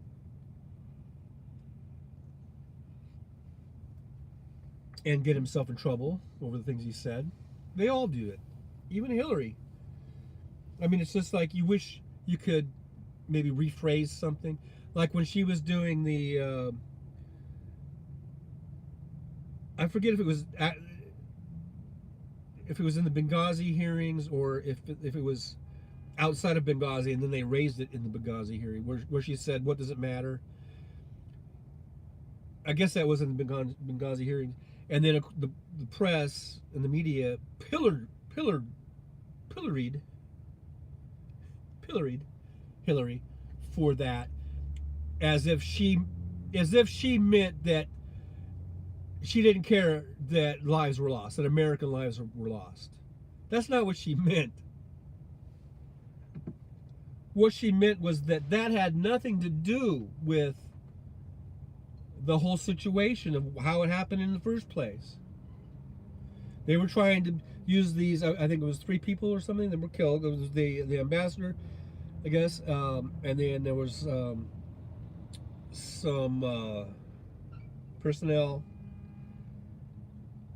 and she's trying to say, like,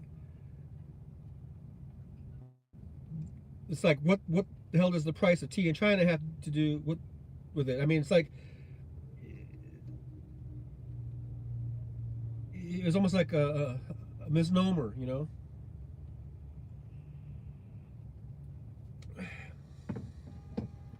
She didn't mean it like she didn't care about these guys, these people that were killed.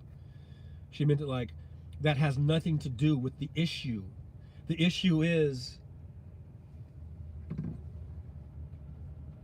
I think she said at some point, you know, we asked for funding to beef up the security, and you guys voted it down. You guys wouldn't pass it. You Republicans killed it. Well, I don't know if she said that, but that's what she should have said.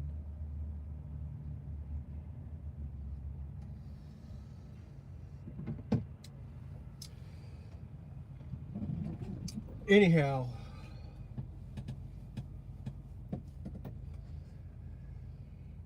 it's starting to get a little hot in here. I got the curtain shut on this side because the sun it'll just bake me.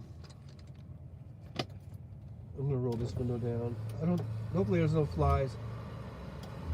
It might be kind of noisy. You hear that truck? I got a truck going by. Check it out. There he goes.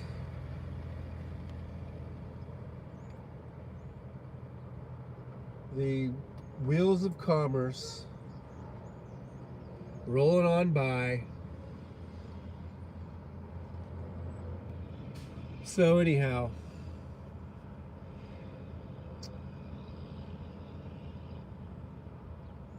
if that's too loud, the windows, if that's too loud, we got traffic noise and stuff, just let me know. I'll roll it back up. I don't know if this guy, what's he doing? Because I don't know if he was gonna back into a spot next to me, or, oh, okay, there's a truck down there backing into a spot. He's just waiting for him to back in. I didn't see him.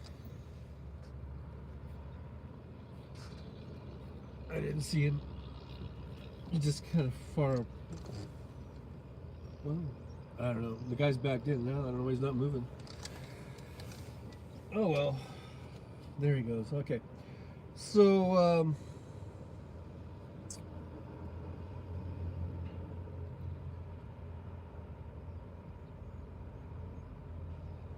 so what do you guys think is going to happen this November? Are we going to keep the house? Let me know if you think we're going to keep the house,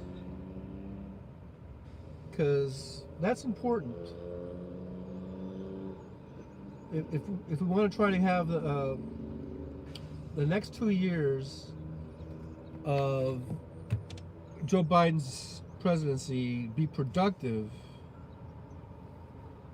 I think we need to keep the House, because otherwise, if the Republicans control the House, they won't bring up anything that's meaningful. They might not even bring up anything. Who knows what they'll do? You know? So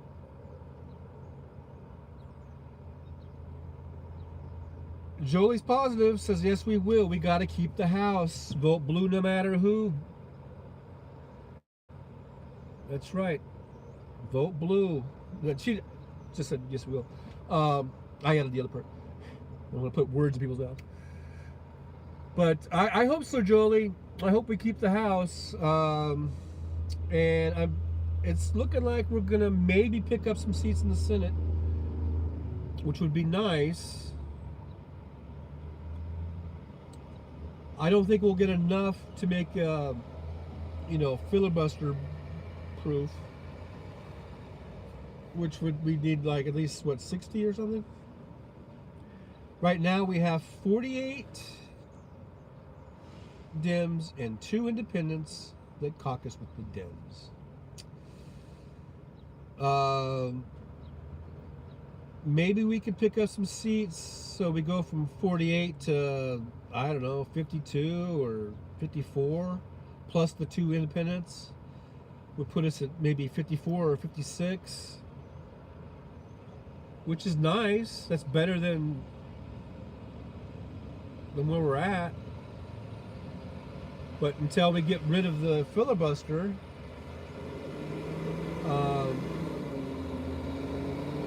we still will need.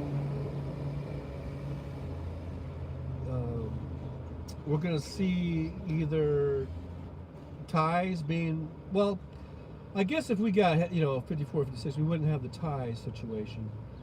So there are things that we can get past that don't, where the filibuster wouldn't be used, or couldn't be used.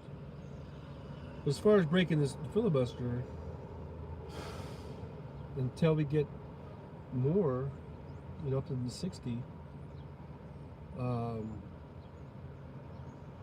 we still have that going on. But we saw that we were able to get quite a few things passed with the House that we have, and with basically the Senate being in a tie. So if we could pick up seats, if we can keep the House, pick up seats in the Senate, I would anticipate that we get, oh shoot, I forgot about that, doggone it. I had a little thing on my window, a little screen, a shade, and it had the little rubber thing that keeps it on the window. I think I just rolled it down, and it might be lost and gone forever now. I think that'd be the second one that I've done in my lifetime. Let's see here.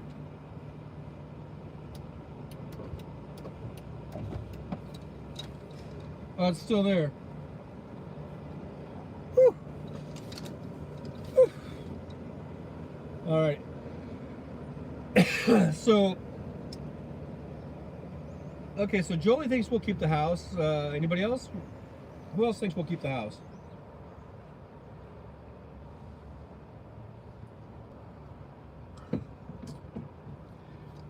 I think, with Rovember,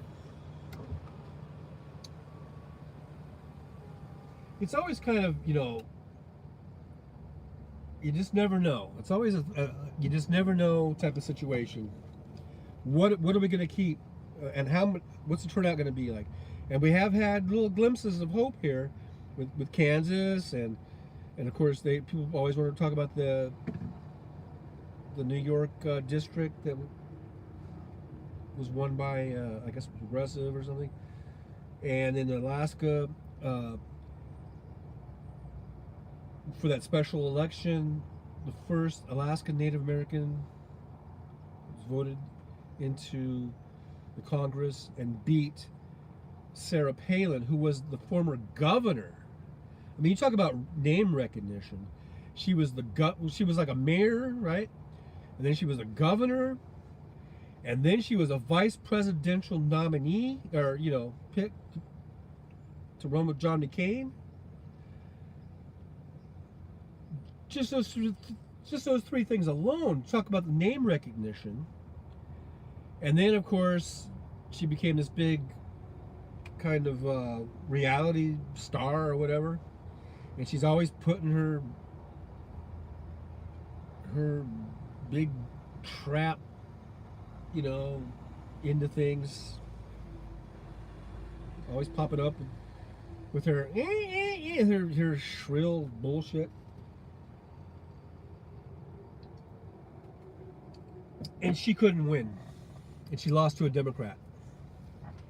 So that is encouraging. That's a blue, I mean, that's a red state. That is a red state. And the former governor couldn't even win that special election. And they're going to be going at it again in November. And you want to know what? She's going to lose again. Sarah Palin will lose again in November. They're going to keep the one they got. And I'm not saying her name because I keep forgetting it. It's Petola, I think it is, something like that. And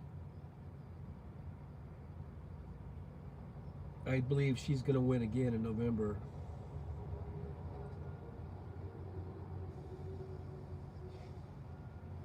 Oh, just looking on here to see. I thought I just had her on here on the.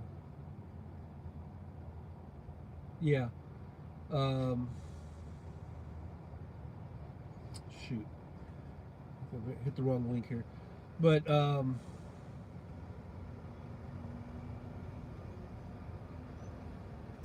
so Don Young was the congressman from Alaska who held the seat for 50 fucking years. Can you imagine that? Republican, ruby red state, 50 fucking years. And he passed away, so they had to have a special election. And Alaska native Mary Peltola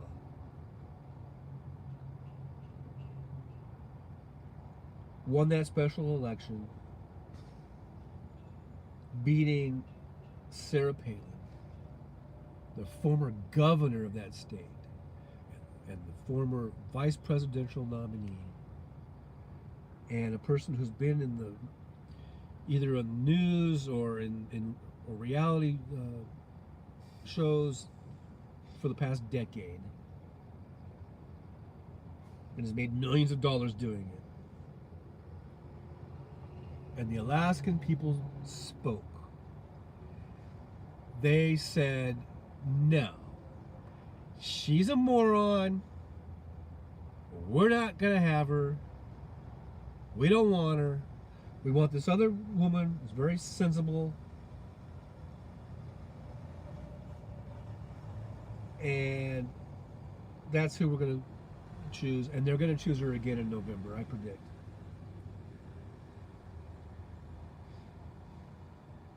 Now, so remember that name. I'm trying to remember the name. Mary Peltola. For some reason, I want to say Portola. That seems like a town that I'm familiar with or something. It's Peltola. Peltola. Mary Peltola. Okay, so she has that seat until November, and there'll be another election, and she's going to win again. Okay.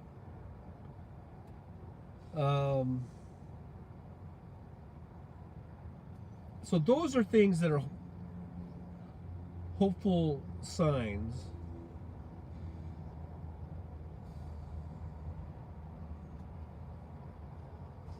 in November that hopefully will translate to a huge turnout.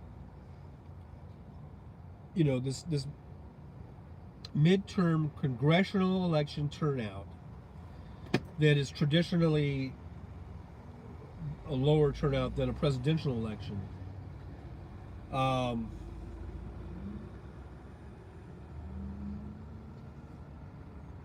But this isn't a normal November. This is Rovember.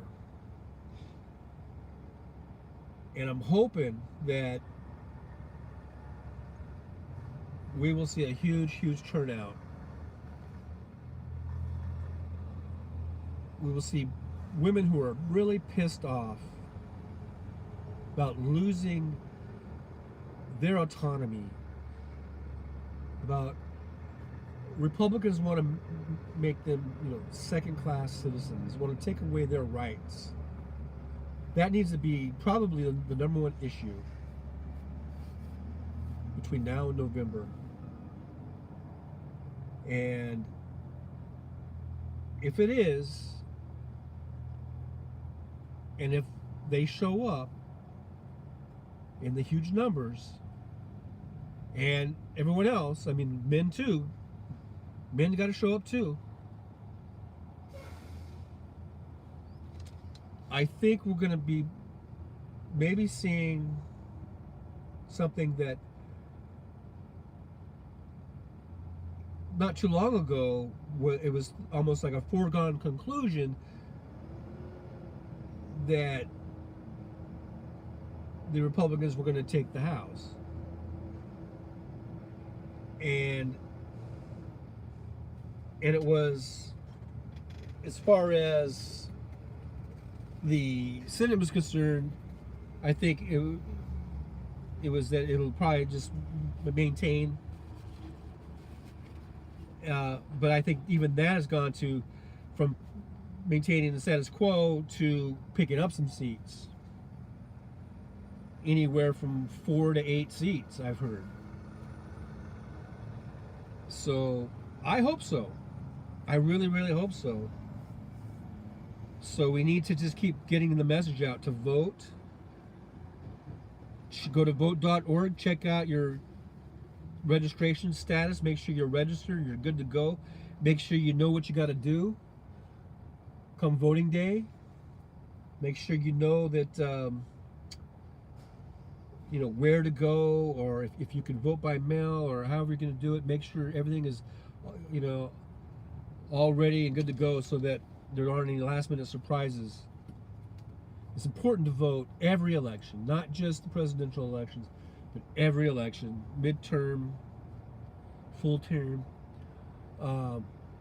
We need to show up, because at the end of the day, that's our power. That really is our strongest power that we have, is the vote. A lot of people get it, a lot of people don't.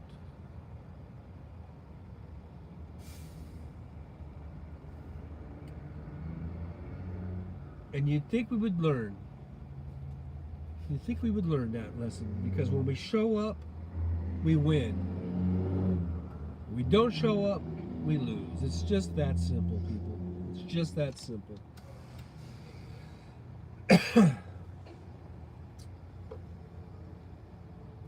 Okay, well, I'm coming up on 2 hours on the show. I've been rambling and rambling, stumbling and bumbling my way through it. Hopefully there's still some people on here.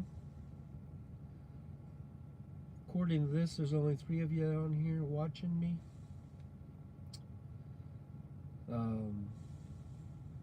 But I'm glad you're here.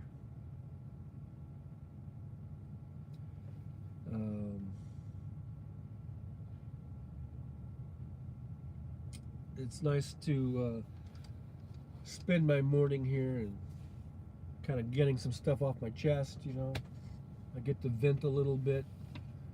I get to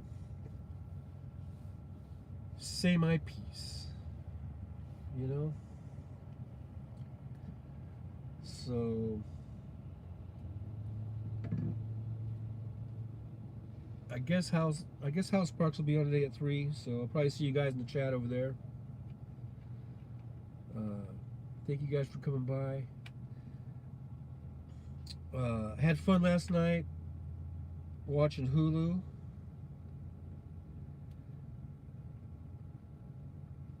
Jolie and I binge watched Hulu. Murder in the Building, virtually from across the country, 2 different parts of the country, and we were able to, through the modern, technology, the amazing technology we have. We were both able to watch this show at the same time. I had a great time doing that.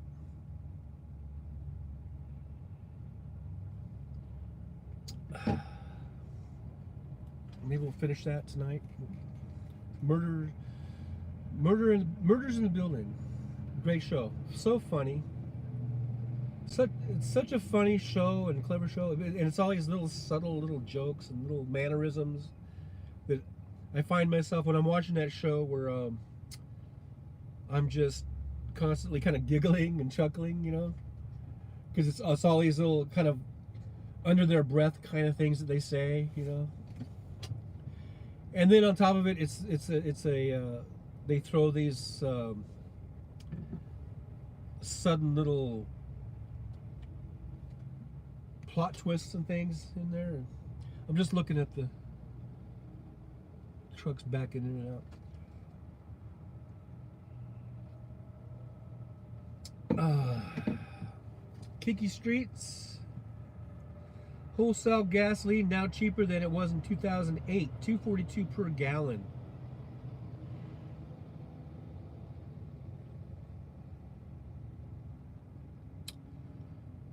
Yeah.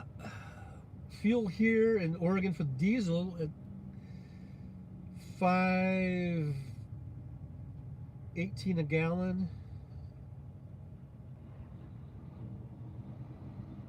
And for diesel, and $4.69 for unleaded. I remember just a couple months ago, maybe it's been 3 months now, I was paying over $7.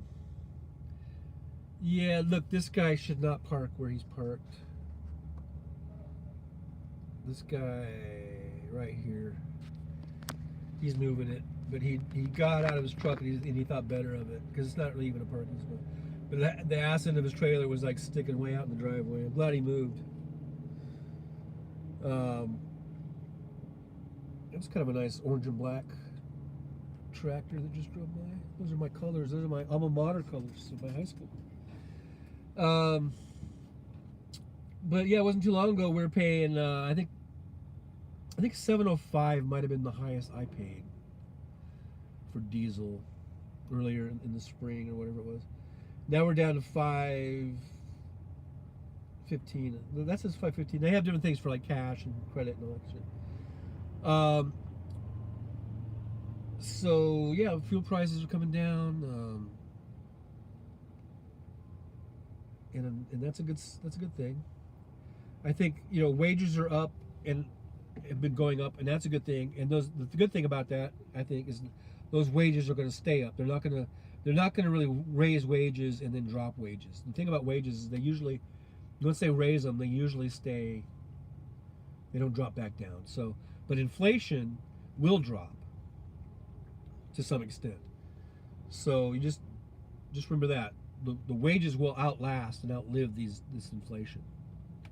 So the gains we're making in wages will outlive this inflation. I kind of just said the same thing in 3 different ways. I don't know why I did that, but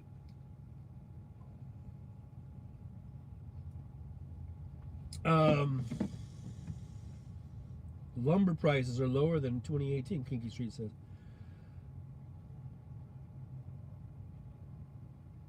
Yep.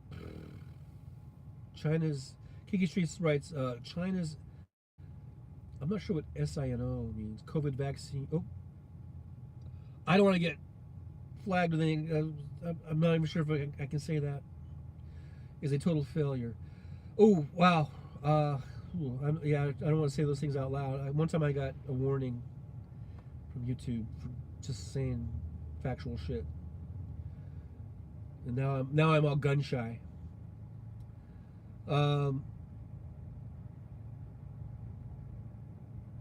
Jolie says that's good. You need to read your deck. Yeah. So yeah, prices are coming down, and hopefully our wages will stay up, and keep going up a little bit more. You know. And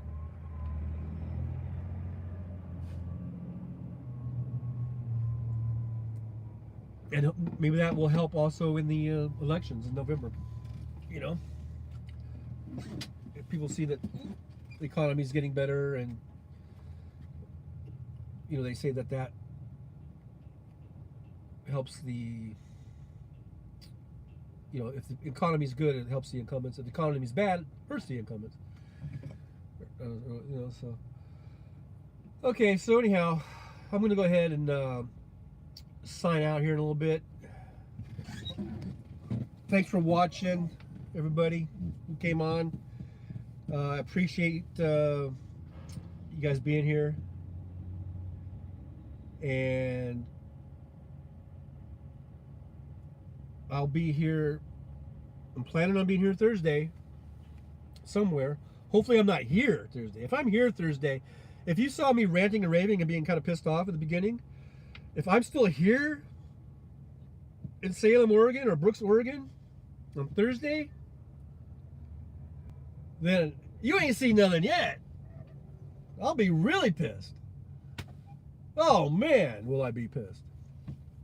So anyhow, yeah, I'm gonna go ahead and sign on out. Man, you ain't seen nothing yet. I'll be really pissed. Yeah.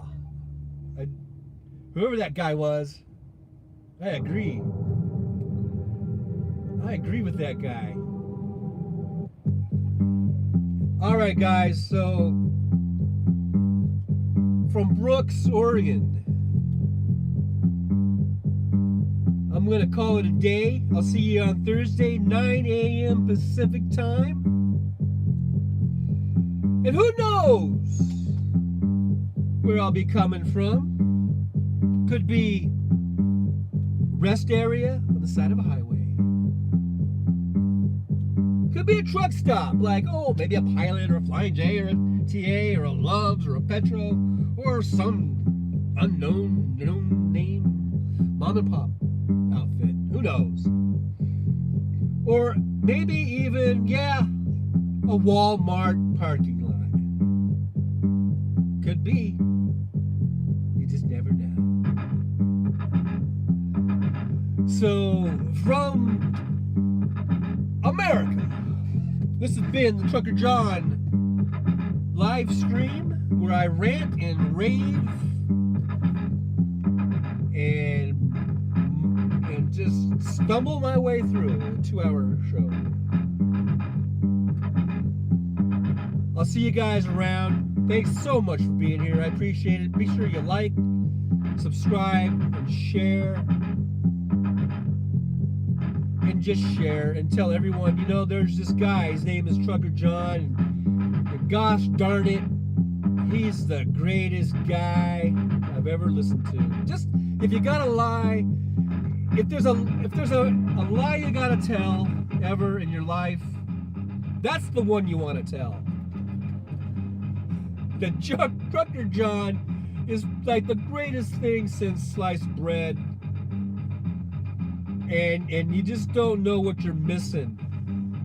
You know, you gotta check him out. That if you gotta fib or stretch the truth or lie, this is the time that you do it, people. This is the time. All right, I'm rambling and I'm just going on and on, but appreciate you guys being here, and I'm gonna still Kinky Streets line when I say ciao.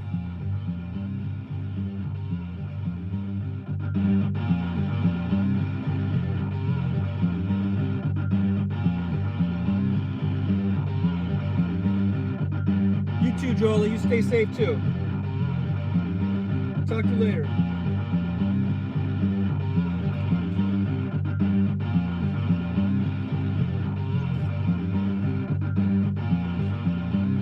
I'm just getting down to my music.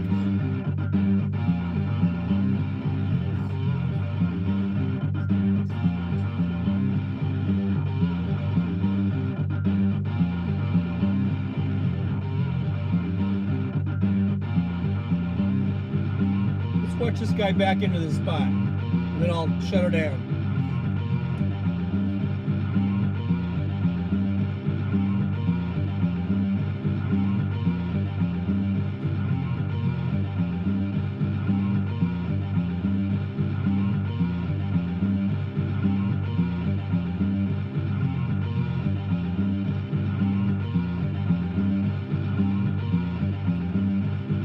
Good job. Good job. Bye. Bye, bye, bye, bye, bye, bye.